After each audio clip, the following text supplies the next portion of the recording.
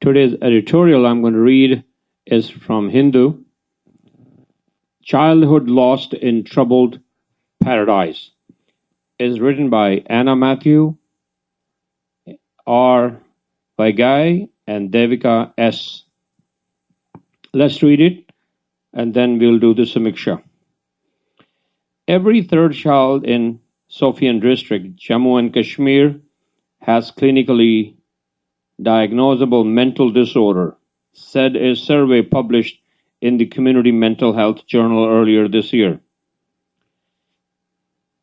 Around 1.8 million adults in Kashmir Valley, 45% of its population, showed symptoms of mental illness in 2015, according to Doctors Without Borders. Thus, even prior to the incidents of August 5, the disastrous results of a history of violence, illegal detentions, and torture in the valley were visible on the region's children. The horror has since continued and got magnified, as chronicled in many reports. Media has reported illegal detention of scores of children, many of them whisked away at midnight by law enforcement officers with no record of their arrests, making it difficult to trace them. A report by economist Jean Dries in August detailed illegal detention and torture of boys. A recent report by the Indian Federation of Indian Women and other organizations gave a first-hand account of the haunting specter of the mothers standing at their doorsteps in the desperate hope of their children's return, not knowing where they are. These disappearances are in clear breach of the Supreme Court's direction in the S.K. Basu case, where the court said that the next of kin have to be informed of every such arrest and the reason thereof.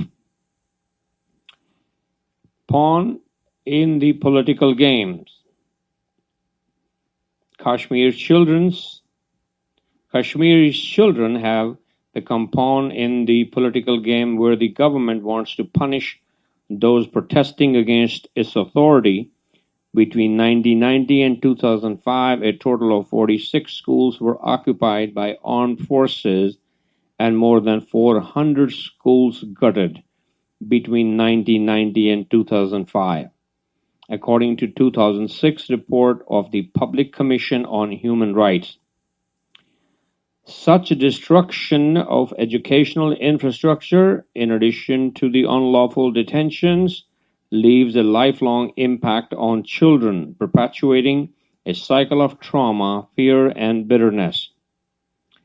A report by the UN High Commissioner for Human Rights earlier this year found that the children in Kashmir, many of whose ages were wrongly recorded, were being detained and mistreated for several days in police lockup without any charge, mostly under the Public Safety Act known as PSA, which allows preventive detention for up to 2 years without any trial. The report found that the Armed Forces Special Powers Act remained a key obstacle to accountability. In 2018, the Jammu and Kashmir Coalition of Civil Society found through right to information applications that hundreds of children had been detained under the PSA between 1990 and 2013. In many of these cases, the police magistrates had no procedure to verify the age of detainees, and minors were kept in custody along with adult criminals and released only after judicial intervention. About 80% of these detentions were held illegal by courts. Such treatment of children is undoubtedly in a violation of multiple laws and conventions. To begin with, all of them violate Article 14.4 of the International Convention on Civil and Political Rights, which states that all proceedings against juveniles shall take into account their age and the desirability of promoting their rehabilitation.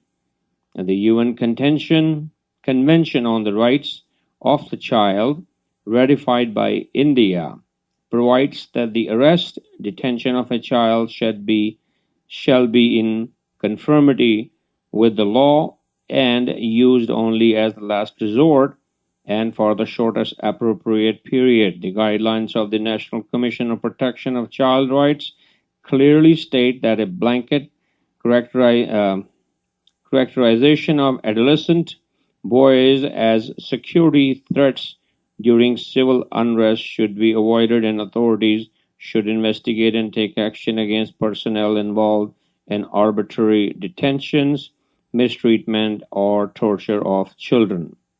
A sledgehammer treatment. In 2003, the Madras High Court in Prabhakaran versus State of Tamil Nadu held that the Juvenile Justice Act is a comprehensive law and it and overrides preventive detention laws enacted by national security.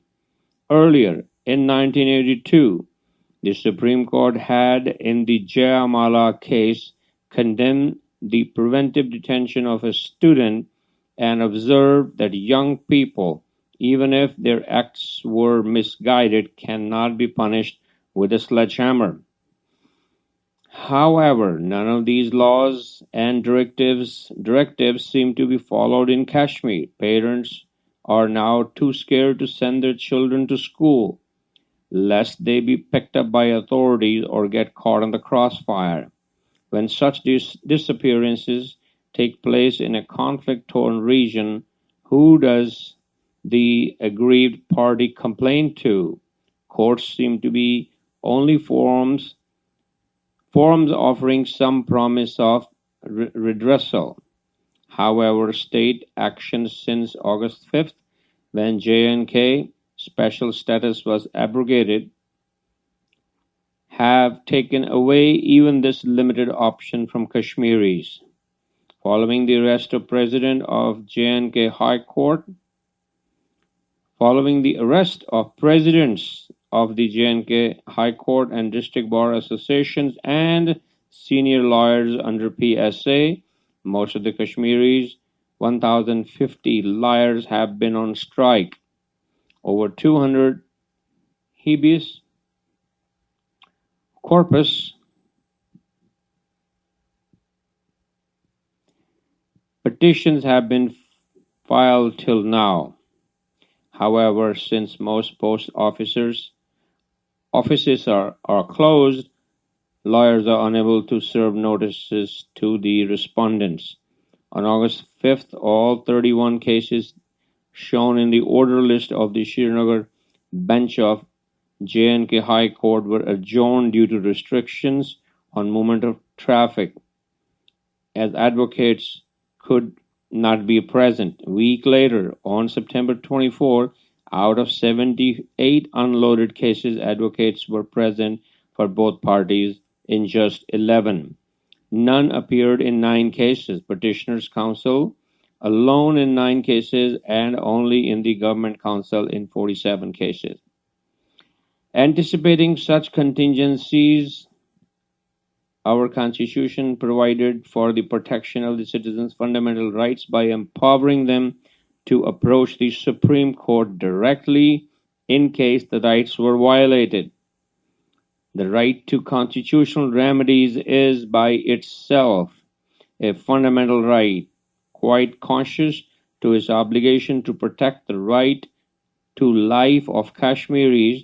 The Apex Court has thus taken upon itself the task of inquiring into the allegation of state violence against children. The observations made by the Inter-American Court of Human Rights had observed in a 2005 case concerning Colombia's Miriprend massacre and are instructive here. One does not combat terror with terror, but rather within the framework of the law. Those who resort to the use of brute force brutalize themselves, creating a spiral of widespread violence that ends up turning the innocent, including children, into victims. Nothing in the terror zone, Nothing that the terror zone among the surviving inhabitants caused their forced displacement. The court observed that the emissions, tolerance, and collaborations by the state and the general population amounted to aggravated human rights violation in the name of war on terror. Caged and disturbed, children in Kashmir grow up caged and under the shadow of a gun. As the parents of many of them go missing, they're also forced to assume the responsibility of caregivers for their siblings. The strain on social structure due to the loss of family environment, safe spaces, and educational and health facilities severely traumatizes many of them and snatches their childhood away. Gowar Gilani, in his recent book Kashmir Rage and Reasons, says children in Kashmir learn terms like custody, killing, catch and kill, torture, interrogation, detention, and disappearance. Internalizing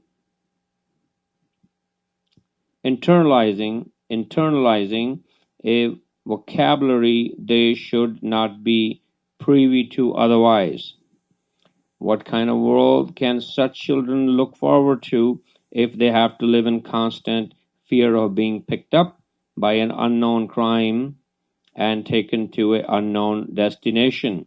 Surely this is not the heaven on earth that many visualize Kashmir to be. No curbs on democratic rights, on the promise of development can justify inhuman treatment of children. We need to speak out for the children of Kashmir, or we will also be complicit in the aggravated crime by the state apparatus. The preventive arrests should be stopped, lest the children of Kashmir go missing forever. Lest the children of Kashmir go missing forever. These are three advocates of Madras High Court, those who have written this very powerful editorial in Hindu. इसमें समीक्षा के रूप में मैं ये कह सकता हूँ कि पाकिस्तान की जो मिलिट्री है, टेक्निकली उनका जो मिलिट्री कॉम्प्लेक्स है और जो उनकी मिलिट्री एक ब्रांच कह सकते हैं, वही उस कंट्री का दारोमदार और वही उस कंट्री का ताज और वही उस कंट्री का सब कुछ है. तो वो मिलिट्री कॉम्प्लेक्स का ये अपना इंटरेस्ट है कि ये वॉर लगी रहे, क्योंकि उनके बजट्स नहीं तो कट होते हैं, उनकी मैन पावर कट होती है, उनकी जो ट्रेनिंग्स हैं, intelligence, terror, all of that, counter terrorism, वो सब बंद होती हैं. सो इसमें इंडिया का इंटरेस्ट बहुत कम है. इसमें पाकिस्तान की जो मिलिट्री है उसका जो इंडस्ट्रियल कॉम्प्लेक्स है उसकी बहुत ज़्यादा डिस्टर्बेंस क्रिएट रखने में बहुत ज़्यादा हाथ है. उनके लिए ये तमाशा बनाना ज़रूरी है कि उन्होंने भारत को बदनाम करना होता है. और ना खेलेंगे ना खेलने देंगे, ये उनका जो है नारा है एंड ये उनका लाइफस्टाइल है. Indian side has made a ground to kill as well. Indian side, what as they have done, उन्होंने भी इसको कम करने की कोशिश नहीं की है. उन्होंने कहा चलो वॉर तो लगी हुई है, मैदान जंग बना हुआ है, अब जो लोग हमारे खिलाफ हैं अब एक ही बार उनका काम ख़त्म कर दो. तो ये पहले भी हो चुका है, असम में भी हुआ, पंजाब में भी हुआ.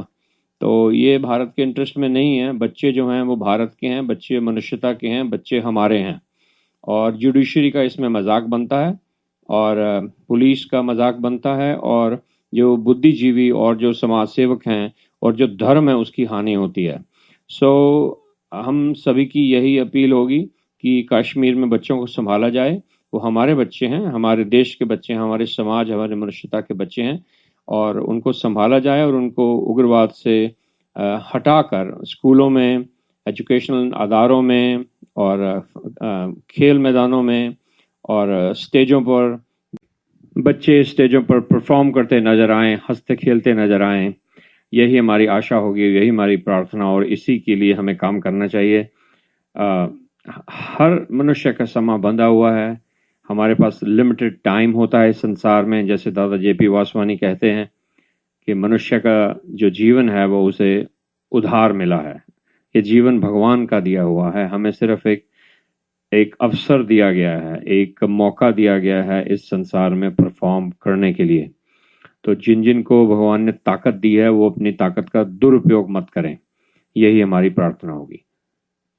कल फिर मिलेंगे, अब तक के लिए नमस्कार, सत श्री अकाल।